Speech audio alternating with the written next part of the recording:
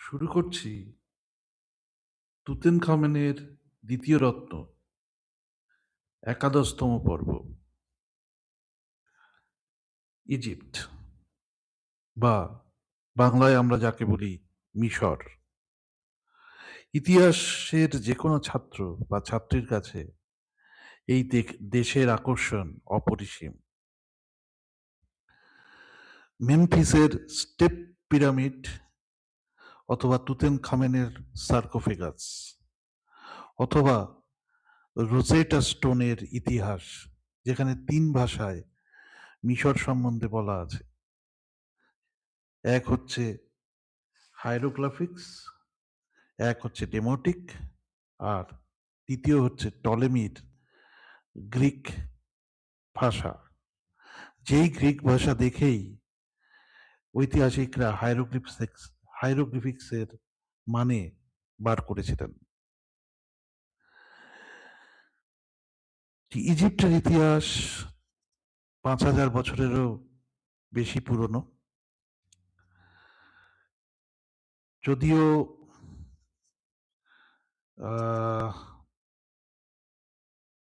ইজিপশীয় সভ্যতার আধুনিকতম যে সভ্যতা, তা গড়ে ওঠে নাইল রিভার বা নীল নদের ধারে 3,000 বছর আগে। আগে মিশর বিভিন্ন রাজ্যে খণ্ডিত ছিল। 3100 বিসি, মানে খ্রিস্টপূর্বাব্দ 3100 সালে সবগুলি খণ্ডিত অংশ এক হয়ে মিশর নামে আত্মপ্রকাশ করে। ফেরাওদের সাম্রাজ্য, গিজা পিরামিড, স্ফিংস স্ট্যাচু, এরকম অনেক কিছুই আমরা আমাদের শৈশবে অনেক রহস্য উপন্যাস থেকে শুরু করে কৈশোরকালের ভ্রমণ উপন্যাসেও এদের সম্বন্ধে অজস্রবার পড়াশোনা করেছি। ইজিপ্ট মানেই রহস্য, রহস্য মানেই ইজিপ্ট। আমাদের 3 বন্ধু পল্লব, রাজু আর সন্ময় ইতিহাদ এয়ারলাইন্সে চেপে 12 ঘন্টা জার্নি করে কলকাতা থেকে কায়রো বিমানবন্দরে অবতরণ করে। মাঝে আবুধাবিতে তাদের লে অফ ছিল। যাই হোক, তারা কায়রো বিমানবন্দরে নেমে রাজুর মামার কথা মতো মেট্রো ধরে মেইন সিটিতে পদার্পণ করে, যেখান থেকে রাজুর মামা তার গাড়িতে তার বাড়িতে নিয়ে আসে। আয় আয় রাজু, আয় রে, আসতে কোনো অসুবিধা হয়নি তো? না না মামা, তোমার সাথে পরিচয় করিয়ে দিই। এই হলো পল্লব, আর এ হলো সন্ময়। আর এনাকে তো তুমি চেনো। হ্যাঁ হ্যাঁ, ও তো অস্মিকা। आने में कोई असुविधा तो नहीं हुआ ना? नहीं नहीं सर, कोई असुविधा नहीं हुआ। ठीक है। সবাই খুশি মনে মামার আনা গাড়িতে চেপে বসলো, এবং মাত্র 1 ঘন্টা পরেই মামার যে কোয়ার্টার, সেই কোয়ার্টারে প্রবেশ করলো।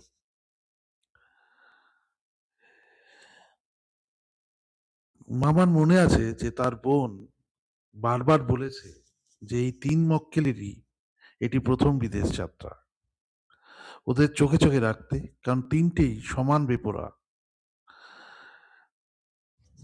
মামা তার বোনকে আশ্বস্ত করেছে এই বলে যে সে এদের ছায়াসঙ্গী হয়ে থাকবে, এরা আসছে তাকে উদ্ধার করতে, এটুকু তো উনি করবেন। এয়ারপোর্ট থেকে বেরিয়ে ওনারা রওনা দিলেন মামাবাবুর ফ্ল্যাটের উদ্দেশ্যে। যখন মামাবাবুর ফ্ল্যাটে এই 3 মূর্তি ও তাদের মহিলা সঙ্গী অস্মিকা ঢুকতে যাচ্ছে, ঠিক ওই সময় মামাবাবুর কাছে একটা টেলিফোন আসে। আর ওই সময়টাতেই ঘটে যায় দুর্ঘটনাটা। একটা স্মোক বোম বা ধোঁয়া বোমা ছুড়ে মারা হয় মামাবাবুর চার অতিথির দিকে। পল্লবের অবশ্য 2 মিনিটে ওই বোমাটা ধরে এক বালতি জলে নিক্ষেপ করে, কিন্তু ততক্ষণে সারা প্যাসেজটা ধোঁয়ায় ভর্তি হয়ে গেছে। কেউ কাউকে দেখতে পাচ্ছে না। আর আর একটা করাতের মতো বস্তু ধোঁয়ার মধ্যে থেকে বেরিয়ে এসে আঘাত করে রাজুর উপরে। ছিন্ন হয়ে যায় তার পোশাক আশাক। রাগের চোটে রাজু সেই করাতটাকে হাতে তুলে 2 খণ্ড খণ্ড করে এবং করাতের করাতটি যে ধরেছিল তার খোঁজে রাজু হন্য হয়ে খুঁজতে থাকে এবং যথারীতি অনেক খুঁজেও তাদের সেই সেই যে যে লোকটি বা যারা এই করাতটি নিয়ে রাজুর উপর আক্রমণ করে এবং ধোঁয়া বোমা তাদের উপর ছুঁড়ে মারে, তাদের কাউকেই পাওয়া যায় না। মামা বাবু কিন্তু তখনও কথা বলতে ব্যস্ত ছিল ফ্ল্যাটের মধ্যে। এরপরে মামু যখন ফিরে আসে, এসে তাদের কাছে সবকিছু শোনে, তিনি অত্যন্ত চিন্তিত হয়ে যান এবং তাড়াতাড়ি এই চারজনকে তার ফ্ল্যাটে ঢুকিয়ে ফ্ল্যাটের দরজা আটকে দেন। বিশাল এই ফ্ল্যাটের মধ্যে 3টি ঘর আছে, একটি ড্রয়িং রুম আছে, 3টি বেডরুম, সবার সাথেই বাথরুম অ্যাটাচ করা, পরিষ্কার পরিচ্ছন্ন, আধুনিক সাজ সরঞ্জামে সজ্জিত। ইস কি অবস্থা বলতো! একটু টেলিফোনে কথা বলছি, তার মধ্যেই যে এই অঘটন ঘটে যাবে আমি তো বুঝতেই পারিনি।